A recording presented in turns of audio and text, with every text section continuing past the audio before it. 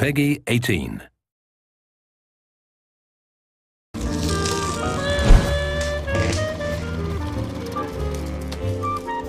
In Fallout, and then in Fallout New Vegas in particular, we really wanted to have sort of a lot of groups that people could interact with. Factions are really important to us. We didn't want to make it something where it was black and white, where you have this small group of good people against a small group of bad people. It's this very complex mixture of these different people and these different factions. The player has a lot of control over what he gets to do in the New Vegas area. He gets to influence what happens to an entire region, and in order to have that kind of influence, he needs to side with one of the factions and sort of decide where he tips the balance.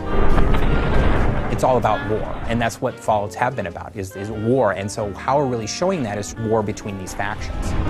We want the player to sort of have that hesitation when they're like, where do I really stand with these organizations? Like, is it really the right thing to back X, Y, or Z? And even if I go off on my own, what does that mean for everyone who's living in the world of New Vegas? We have three primary factions, one of which is the New California Republic. Which is this big, sprawling government that's gotten too big for its own good. It's so big, it can't control its own territories, it can't police its own laws, it certainly can't protect its own citizens.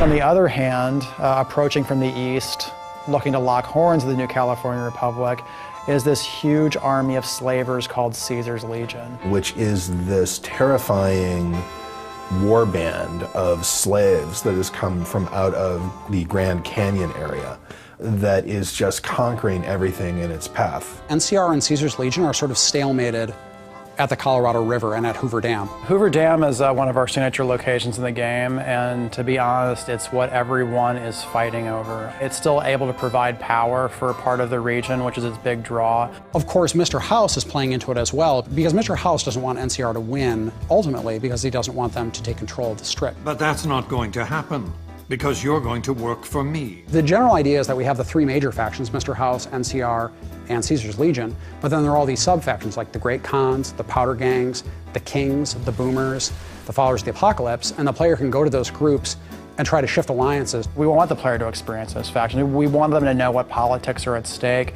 and what ideologies these organizations represent. So when they choose what factions they want to work with, it's based on something more than just a gut, they're good, they're evil reaction. So if you support Caesar, or if you support NCR, or if you help the Great Khans or the Kings, it's going to make a big difference.